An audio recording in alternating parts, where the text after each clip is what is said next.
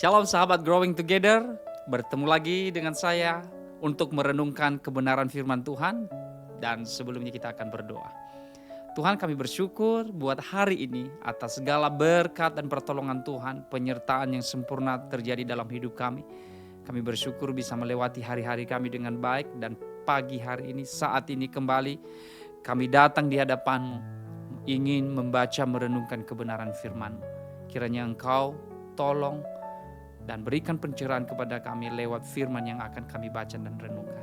Terima kasih Tuhan Yesus. Amin. Sahabat dimanapun Anda berada, kebanyakan dari kita semua tidak suka dengan teguran. Tidak suka dengan teguran. Kalau teguran diberikan, pastinya kebanyakan yang saya lihat, bahkan mungkin kita pernah mengalaminya, yang terjadi pertama kali adalah pembelaan diri kita terhadap orang yang menegur kita, yang memberikan teguran kepada kita. Bahkan bukan hanya pembelaan, tetapi terjadi pembenaran-pembenaran. Bagaimana supaya kita tidak terlihat terlalu salah dalam perbuatan atau kesalahan yang telah kita lakukan. Ada banyak respon, dan salah satu respon yang paling sering terjadi adalah respon yang defensif atau melawan atau membentengin diri dan memberikan alasan-alasan supaya kelihatan tidak terlalu bersalah ketika melakukan kesalahan.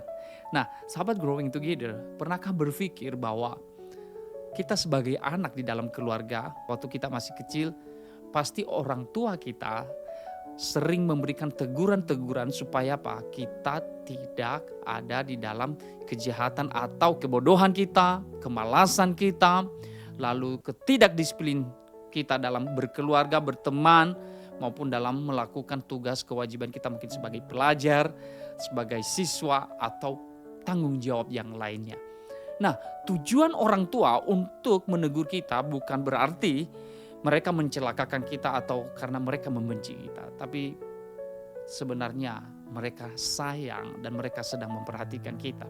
Tetapi terkadang respon yang kita lakukan atau tindakan penerimaan hati kita ketika kita menerima teguran itu, terkadang wajah kita cemberut, kecewa, bahkan ada beberapa anak-anak yang mengurung diri sendiri di kamar dan tidak mau melakukan apa-apa. Nah, bagaimana seorang percaya kepada Tuhan meresponi teguran dan disiplin dari Allah? Mari kita belajar hari ini di dalam Ibrani pasal 12 ayatnya yang keempat sampai yang ke-8. Demikianlah firman Tuhan, saya akan bacakan kepada kita semua. Dalam pergumulan kamu melawan dosa, kamu belum sampai mencucurkan darah. Ayat 5, dan sudah lupakah kamu akan nasihat yang berbicara kepada kamu seperti kepada anak-anak? Hai anakku, janganlah anggap enteng didikan Tuhan dan janganlah putus asa apabila engkau diperingatkannya. Karena Tuhan menghajar orang yang dikasihinya dan ia menyesah orang yang diakuinya sebagai anak. Ayat 7, jika kamu harus menanggung ganjaran, Allah memperlakukan kamu seperti anak. Di manakah terdapat anak yang tidak dihajar oleh ayahnya? Ayat 8, tetapi jikalau kamu bebas dari ganjaran yang harus diderita setiap orang, maka kamu bukanlah anak tetapi anak-anak gampang. Saudara yang terkasih, dimanapun Anda sedang berada saat ini dan mungkin sedang mengalami teguran atau disiplin dari Allah, mungkin Anda sedang meresponinya dengan kekecewaan, tidak mau datang ke gereja lagi, tidak mau datang ke persekutuan. Mungkin karena hamba Tuhan yang menyampaikan itu, Tuhan memakai hamba Tuhan yang berbicara kepada Anda dan lalu Anda tidak mau datang lagi ke gereja dan pertemuan-pertemuan yang seharusnya Anda datangi. Lalu Anda kecewa, lutut Anda gemeteran, tangan Anda sudah mulai lemas, tidak punya semangat apa-apa, tidak punya harapan apa-apa, putus harapan, lalu melampiaskan kemarahan kepada orang lain. Hari ini dengarkanlah hal ini. Dikatakan di dalam ayat yang keempat, dalam pergumulan kamu melawan dosa, kamu belum sampai mencucurkan darah. Seharusnya, waktu kita sudah percaya kepada Kristus, kita harus menyadari bahwa dosa kita, akibat dari kesalahan, dosa-dosa kita, itu sudah tidak lagi dilimpahkan atas hidup kita. Tetapi Kristus telah menanggungnya di atas kayu salib. Dan ketika dia menanggung dosa-dosa kita itu, bukan dengan cara yang mudah, tetapi darahnya keluar, siksaan bahkan sampai maut itu terjadi padanya, dan dia memberikan nyawanya untuk kita. Dia memberikan hidupnya untuk kita. Dia mati di atas kayu salib untuk saya dan Anda yang berdosa. Sehingga hukuman dosa itu tidak sampai kepada kita. Lalu makanya dikatakan di sini tadi, ingatlah dalam pergumulan kamu melawan dosa, kamu belum sampai mencucurkan darah. Tetapi Yesus yang telah mencucurkan darah atas kesalahan kita. Lalu sekarang kalau kita menerima teguran yang seharusnya menurut kita itu tidak mendatangkan maut dan tidak mendatangkan istilahnya hukuman yang membuat darah kita keluar, bersyukurlah. Itu cuma konsekuensi yang harus kita jalani. Dan orang memperhatikan kita, mungkin orang lain, Tuhan pakai orang lain untuk menegur kita. Mari kita menerima dengan baik. Tetapi jujur, itu memang tidak mudah. Di dalam hal ini butuh kedewasaan. Nah, yang paling pertama yang harus kita ingat ketika kita ditegur, diberikan masukan supaya kita tidak jatuh di dalam dosa kita. Ada ayat yang pertama tadi. Sebelum ayat yang keempat dikatakan di sana, di ayat yang kedua saya akan baca kepada kita semua. Marilah kita melakukannya dengan mata yang tertuju kepada Yesus yang memimpin kita dalam iman dan yang membawa iman kita itu kepada kesempurnaan. Yang dengan mengabaikan kehinaan tekun memikul salib ganti sukacita yang disediakan bagi dia yang sekarang duduk di sebelah kanan tata Allah.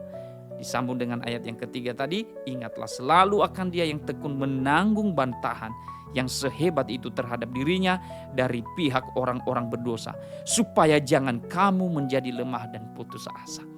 Jika engkau sedang ditegur dan engkau sedang mengalami keputusasaan hari ini, sedang mengalami kekecewaan dan patah semangat hari ini, ingatlah bahwa Yesus sudah menanggung itu semua. Dia telah memberikan nyawanya, memberikan hidupnya untuk Anda dan saya.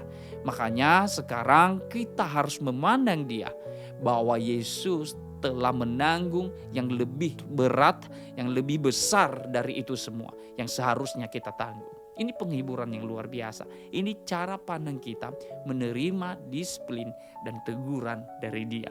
Nah, kedua adalah di ayat yang kelima, dan sudah lupakah kamu akan nasihat yang berbicara kepada kamu seperti kepada anak-anak. Hai anakku, janganlah anggap enteng didikan Tuhan dan janganlah putus asa apabila engkau diperingatkannya. Karena Tuhan menghajar orang yang dikasihinya dan ia menyesah orang yang diakuinya sebagai anak. Wow, ini hal yang luar biasa yang sangat indah. Kalau Allah sedang mengizinkan kita di dalam teguran-tegurannya, dia mengizinkan orang lain mendisiplinkan kita, tangannya memegang hidup kita, mungkin konsekuensi yang sedang kita terima akibat dari kesalahan-kesalahan kita itu menyakitkan daging kita. Janganlah bersedih dan jangan kecewa di sana. Jangan patah semangat, karena sebenarnya Allah sangat-sangat mengasihi Anda dan saya.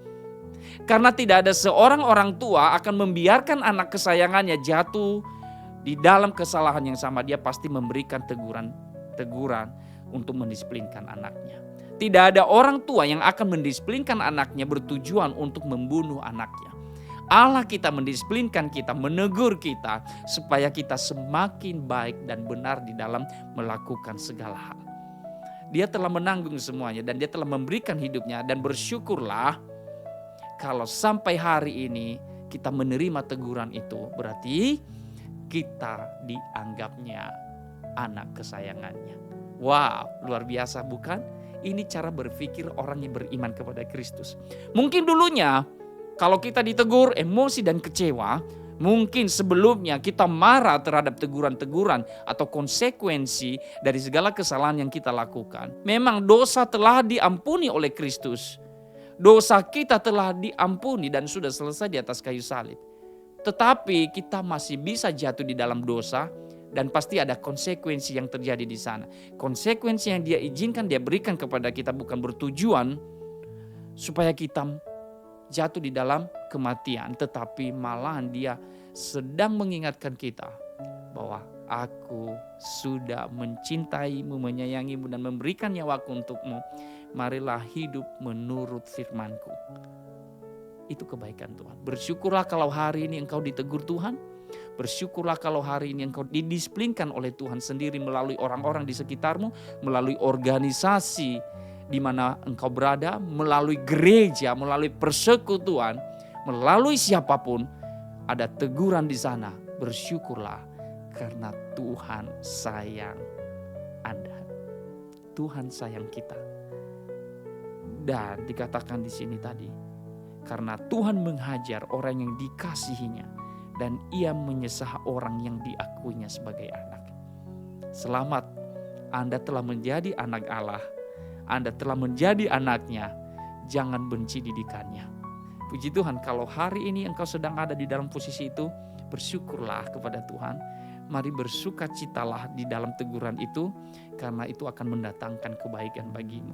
Di ayat yang ke-7, dikatakan, jika kamu harus menanggung ganjaran Allah memperlakukan kamu seperti anak, di manakah terdapat anak yang tidak dihajar oleh ayahnya. Tetapi jikalau kamu bebas dari ganjaran, ini yang saya katakan tadi, yang harus diderita setiap orang, maka kamu bukanlah anak, tetapi anak-anak gampang.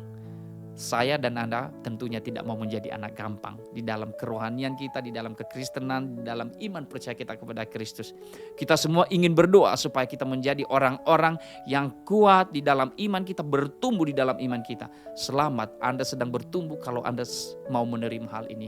Karena memang tidak mudah, tidak gampang. Tapi saya percaya bahwa didikan dari Dia akan mendatangkan apa? Kebaikan, bahkan kebenaran yang utuh di dalam hidup kita. Di ayat yang ke-10 ini kalimat yang sangat-sangat indah.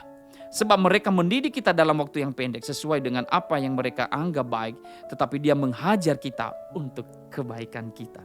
Supaya kita beroleh apa? Bagian dalam kekudusannya. Justru di dalam teguran, di dalam hajarannya mendatangkan apa? Kekudusan yang akan terus-menerus ada dalam hidup kita. Kekudusan yang kita miliki bukan selesai hari ini saja, tetapi akan progresif dari hari ke hari. Kita butuh kasih karunia dalam hal ini. Kita butuh anugerahnya dalam hal ini. Makanya jangan sia-siakan, jangan kecewa, jangan patah semangat bila teguran itu datang dalam hidupmu. Tetaplah bersukacita. Ayatnya yang ke-11. Memang tiap-tiap ganjaran pada waktu ia diberikan tidak mendatangkan sukacita, tetapi duka cita. Tetapi kemudian ia menghasilkan buah kebenaran yang memberikan damai kepada mereka yang dilatih olehnya. Sebab itu kuatkanlah tangan yang lemah dan lutut yang goyah. Adakah lututmu sedang goyah hari ini? Adakah tanganmu sedang lemah hari ini? Atau semangatmu sedang patah karena teguran atau disiplin rohani dari Tuhan? Bersyukurlah, bangkitlah. Karena Allah sedang melihat kita dan sudah mengangkat kita menjadi anak yang dicintainya. Lalu kemudian tegurannya itu adalah bukti bahwa Dia ingin mendidik kita supaya kita semakin sempurna di dalam melakukan kebenaran firman-Nya. Selamat, Anda sudah menjadi anak Allah dan Ia ingin mendidik kita supaya semakin serupa dengan Dia.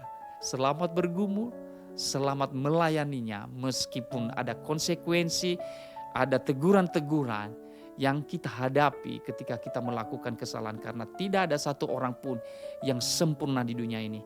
Pasti suatu waktu kita bisa melakukan, kita bisa jatuh di dalam kesalahan kita, baik itu kecil maupun besar.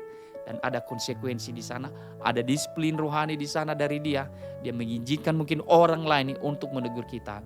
Terimalah dan bersukacitalah atasnya. Tuhan memberkati kita semua. Let's grow together, serve together. Be fruitful. God bless you all.